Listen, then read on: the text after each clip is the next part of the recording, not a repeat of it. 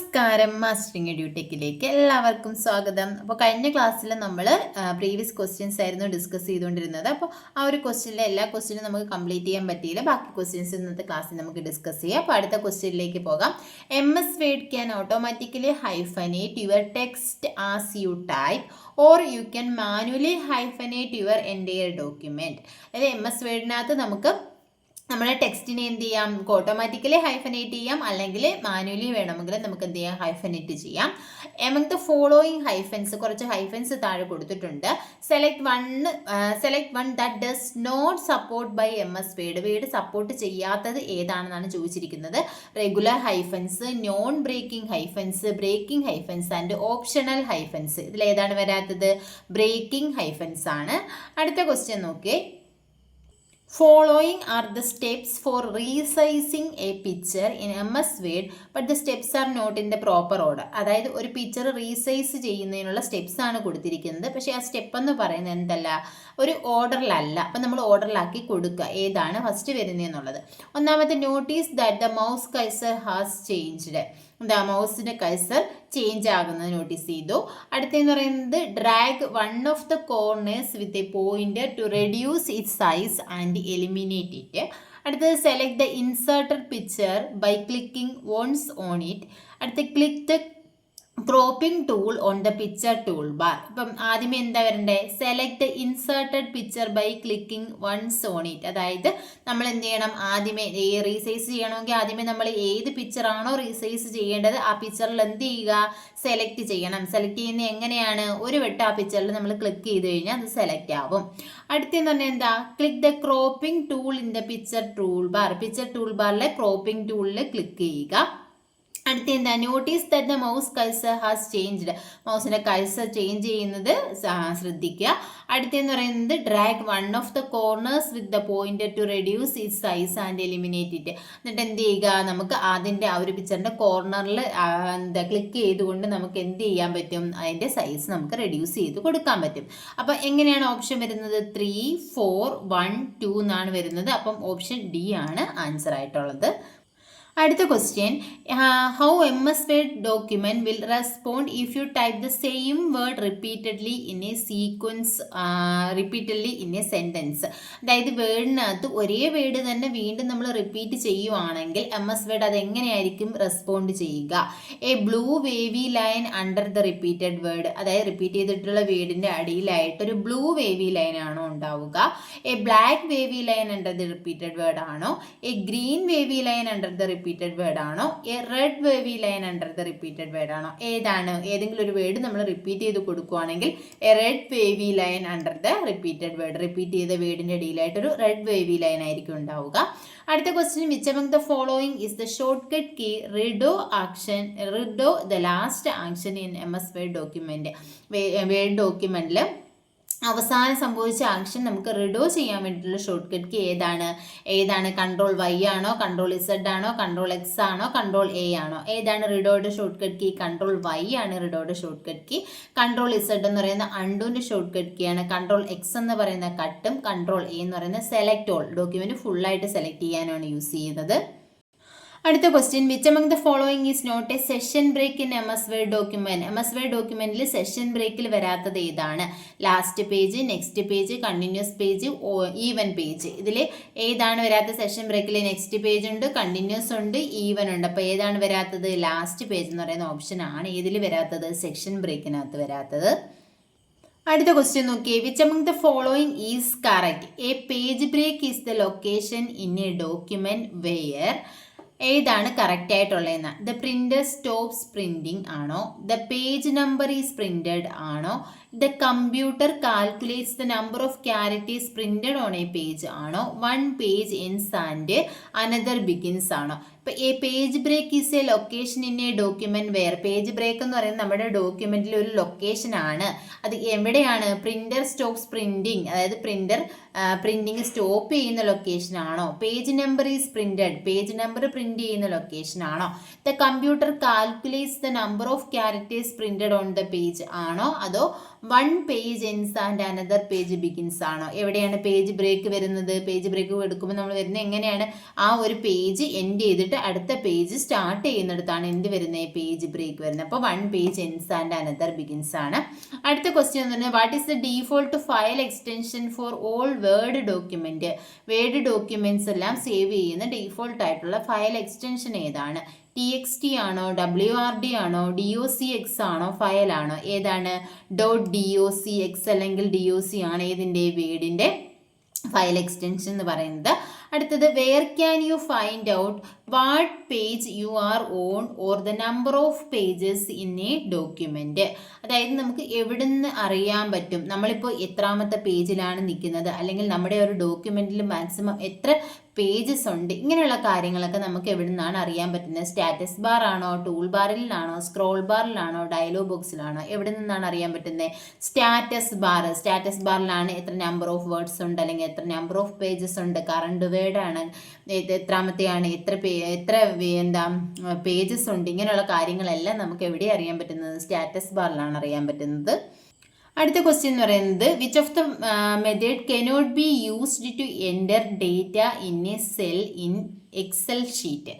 Which of the method cannot be used to enter data enter ചെയ്യാൻ വേണ്ടിയിട്ട് നമ്മൾ use ചെയ്യാത്ത മെത്തേഡ്, അതായത് എക്സലിനകത്ത് ഒരു സെല്ലിനകത്ത് ഡേറ്റ എൻ്റർ ചെയ്യാൻ വേണ്ടി നമ്മൾ യൂസ് ചെയ്യാത്ത മെത്തേഡ് ഏതാണെന്ന് ചോദിച്ചിരിക്കുന്നത്. പ്രസ്സിങ് ടാബ് കീ പ്രസ് ചെയ്ത് നമുക്ക് എന്ത് ചെയ്യാം? എൻ്റർ ചെയ്യാം. ടാബ് കീ പ്രസ് ചെയ്യുമ്പോൾ അടുത്ത സെല്ലിലേക്ക് പോകും, അവിടെ എൻ്റർ ചെയ്ത് കൊടുക്കാം. ക്ലിക്കിംഗ് ദ ഫോർമുല ബാറിൽ ക്ലിക്ക് ചെയ്ത് ഡേറ്റ എൻ്റർ ചെയ്ത് കൊടുക്കാൻ പറ്റും നമുക്ക്. എങ്ങനെയാണ്? നമുക്കിപ്പോൾ ഒരു സെല്ലിനകത്ത് A1 എന്ന് പറയുന്ന സെല്ലിൽ 5 എന്നുണ്ടെങ്കിൽ ആ കണ്ടന്റ് തന്നെ എവിടെയും കാണും, ഫോർമുല ബാറിലും കാണും. അപ്പോൾ അവിടെ നമുക്ക് എന്ത് ചെയ്ത് കൊടുക്കാം? ഫോർമുല ബാറിൽ ചേഞ്ച് ചെയ്ത് കൊടുക്കാം. പ്രസ്സിങ് ഷിഫ്റ്റ് കീ പറ്റുമോ? Pressing the arrow key use ചെയ്തിട്ട് നമുക്ക് അടുത്ത സെല്ലിലേക്ക് മൂവ് ചെയ്ത് പോയിട്ട് എന്ത് ചെയ്ത് കൊടുക്കാം? ചേഞ്ച് ചെയ്ത് കൊടുക്കാൻ പറ്റും. അപ്പോൾ ഡേറ്റ എൻ്റർ ചെയ്ത് കൊടുക്കാൻ പറ്റാത്തത് ഏതാണ്? പ്രസ്സിങ് ദി ഷിഫ്റ്റ് കീ ആണ്. അടുത്ത name the cell reference that is locked so that the row and column won't change when copied. അതായത് നമുക്ക് ഏതെങ്കിലും റോസോ കോളോ ചേഞ്ച് ആകാതെ കൊടുക്കണമെങ്കിൽ നമ്മൾ ഏത് സെൽ റെഫറൻസിങ് ആണ് യൂസ് ചെയ്യുന്നത്? റിലേറ്റീവ് ആണോ, അബ്സല്യൂട്ട് ആണോ, സിംഗിൾ സെൽ റെഫറൻസ് ആണോ, all the above are correct ആണോ? ഏതാണ് യൂസ് ചെയ്യുന്നത്? അബ്സല്യൂട്ട് സെൽ റെഫറൻസ് ആണ്. അബ്സല്യൂട്ട് സെൽ റെഫറൻസ് എന്ന് പറഞ്ഞാൽ അതാ റിലേറ്റീവ് സെൽ റെഫറൻസ് ഉണ്ട്, അബ്സല്യൂട്ട് സെൽ റെഫറൻസ് ഉണ്ട്, മിക്സഡ് സെൽ റെഫറൻസ് ഉണ്ട്. റിലേറ്റീവ് എന്ന് പറഞ്ഞാൽ ഇപ്പോൾ നമ്മൾ ഒരു സെല്ലിനകത്ത് ഒരു ഇക്വേഷൻ കൊടുത്തു A1 + B1. അത് കഴിഞ്ഞിട്ട് നമ്മൾ എന്ത് ചെയ്തു? അതിൻ്റെ ആൻസർ കണ്ടുപിടിച്ചു. അത് കഴിഞ്ഞിട്ട് നമ്മൾ അതിൻ്റെ താഴേക്ക് ഡ്രാഗ് ചെയ്യുമ്പോൾ ഓട്ടോമാറ്റിക്കലി ആ സെല്ലിൻ്റെ അഡ്രസ്സ് ചേഞ്ച് ആകും. അതാണ് റിലേറ്റീവ് സെൽ റെഫറൻസ് എന്ന് പറയുന്നത്. ഇനി ചേഞ്ച് ആകണ്ട എന്നുണ്ടെന്നുണ്ടെങ്കിൽ നമുക്ക് എന്ത് ചെയ്യാം? ഓരോ സെല്ലിൻ്റെ ഇപ്പോൾ A1 ആണെങ്കിൽ Aക്ക് മുന്നേയും 1ന് മുന്നേയും എന്ത് കൊടുക്കണം? $സൈൻ കൊടുക്കണം. അങ്ങനെ $സൈൻ ചെയ്ത് കൊടുത്തു കഴിഞ്ഞാൽ ആ ഒരു സെൽ വാല്യൂ തന്നെയായിരിക്കും താഴേക്കും കിട്ടുന്നത്. സെൽ എന്ത് ചെയ്യത്തില്ല, ഇതുപോലെ ചേഞ്ച് ചെയ്യത്തില്ല. അപ്പോൾ അതിനെയാണ് എന്ത് പറയുന്നത്? അബ്സല്യൂട്ട് സെൽ റെഫറൻസിങ് എന്ന് പറയുന്നത്. ഇനി മിക്സഡ് സെൽ റെഫറൻസിങ് ഉണ്ട്. അതായത് നമുക്കിപ്പോൾ കോളത്തെ മാത്രം വേണമെങ്കിൽ ലോക്ക് ചെയ്ത് ഫിക്സഡ് ആക്കി വെക്കാം, അല്ലെങ്കിൽ റോയെ മാത്രം വേണമെങ്കിൽ നമുക്ക് എന്ത് ചെയ്യാം? ലോക്ക് ചെയ്ത് ഫിക്സഡ് ആക്കി വെക്കാം. അങ്ങനെ ചെയ്യുന്നതിനെയാണ് ഇപ്പോൾ ഒരു കോളത്തിനെയും റോയെ മാത്രം, അല്ലെങ്കിൽ കോളത്തിനെ മാത്രം ഫിക്സഡ് ആക്കി വെക്കുന്നത്. അതിനെയാണ് എന്ത് പറയുന്നത്? മിക്സഡ് സെൽ റെഫറൻസിങ് എന്ന് പറയുന്നത്. അടുത്ത ക്വസ്റ്റ്യൻ എന്ന് പറയുന്നത് name the function that count up the number of cells containing data either numbers or labels in A selected range. അതായത് ഒരു സെലക്റ്റഡ് റേഞ്ച് ഓഫ് വാല്യൂസ് ഉണ്ടെങ്കിൽ അതിനകത്തെ സെൽസിനെ കൗണ്ട് ചെയ്യാൻ, സെല്ലിലുള്ള വാല്യൂസിനെ, അതിപ്പോൾ ഇത് നമ്പർ ആയിക്കോട്ടെ ലേബൽ ആയിക്കോട്ടെ എന്തായാലും അതിനകത്തുള്ള വാല്യൂനെ കൗണ്ട് ചെയ്യാൻ വേണ്ടി യൂസ് ചെയ്യുന്ന ഫംഗ്ഷൻ ഏതെന്നാണ്?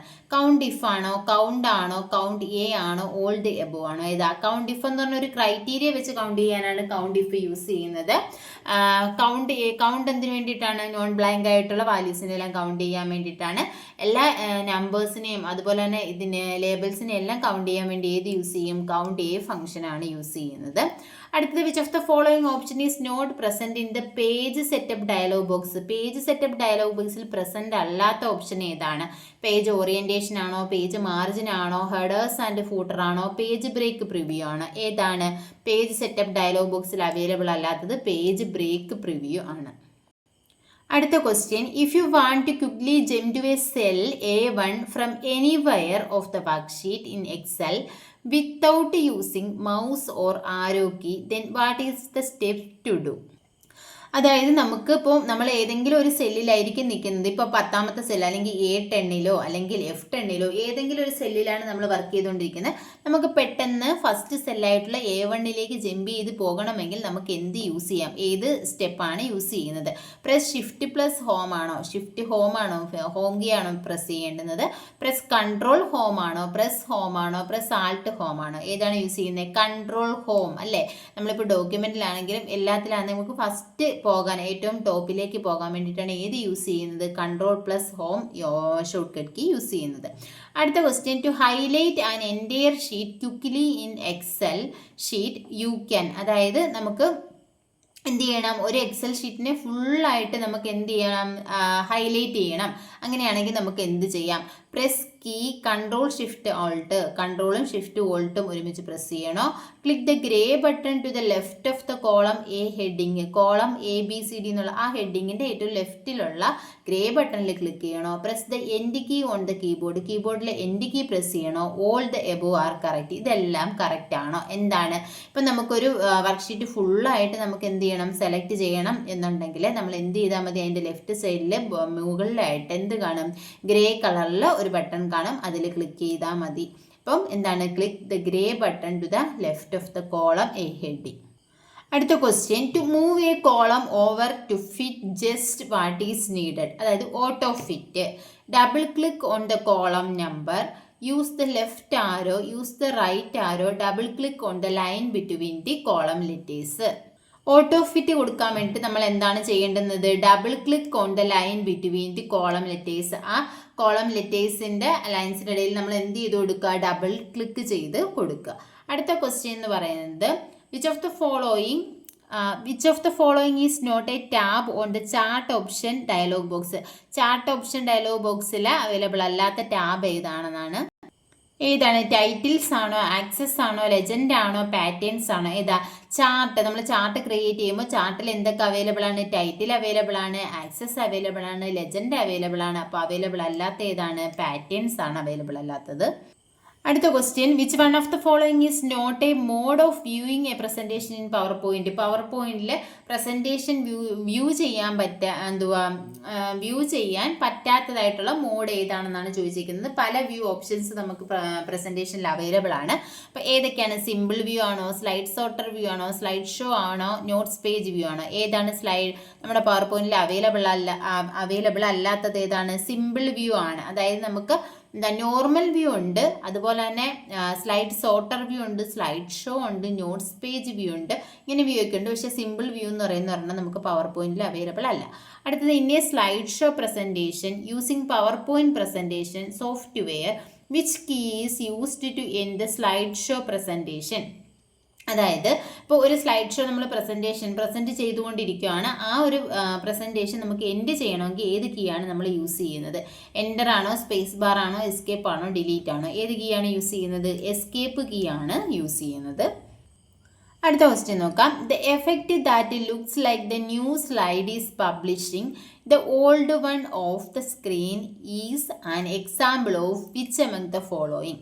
അതായത് ഇത് എഫക്റ്റിനെ പറ്റിയിട്ടാണ് പറയുന്നത്. The effect that looks like the new slide is publishing. അതായത് പുതിയൊരു സ്ലൈഡ് പബ്ലിഷ് ചെയ്യുമ്പോൾ അല്ലെങ്കിൽ സ്ലൈഡ് ഷോയിലായാലും പുതിയൊരു സ്ലൈഡ് വരുന്ന സമയത്ത് ഉണ്ടാകുന്ന ഒരു effect. The old one of the screen is an example of which among the following. അതായത് അതായത് പഴയത് മാറിയിട്ട് പുതിയത് വരുമ്പോഴത്തേക്ക് നമുക്ക് എന്ത് ചെയ്യും? ഒരു സ്ലൈഡ് മാറി അടുത്ത സ്ലൈഡ് വരുമ്പോഴത്തേക്ക് വരുന്ന ഒരു എഫക്റ്റ്, അതിനെ നമുക്ക് എന്ത് പറയാം? എന്തിന് എക്സാമ്പിൾ ആണ്? സ്ലൈഡ് ട്രാൻസിഷൻ ആണോ, സ്ലൈഡ് ആനിമേഷൻ ആണോ, കസ്റ്റം അനിമേഷൻ ആണോ, ഓൾ ഓഫ് ദി എബോവ് ആണോ? ഏതാണ്?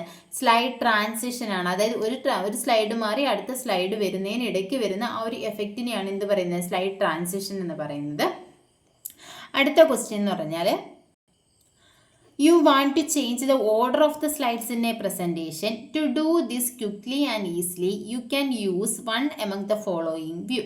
അതായത് you want to change the order of slides in a presentation. ഒരു പ്രസൻറ്റേഷനിൽ സ്ലൈഡ്സിൻ്റെ ഓർഡർ ചേഞ്ച് ചെയ്യണമെങ്കിൽ, അതായത് ഒന്നാമത്തെ സ്ലൈഡിനെ നമുക്ക് പത്താമത്തെ സ്ലൈഡിനെ രണ്ടാമതും ഒക്കെ കൊണ്ടുവച്ച് നമുക്ക് എന്ത് ചെയ്യാം, ചേഞ്ച് ചെയ്യാം.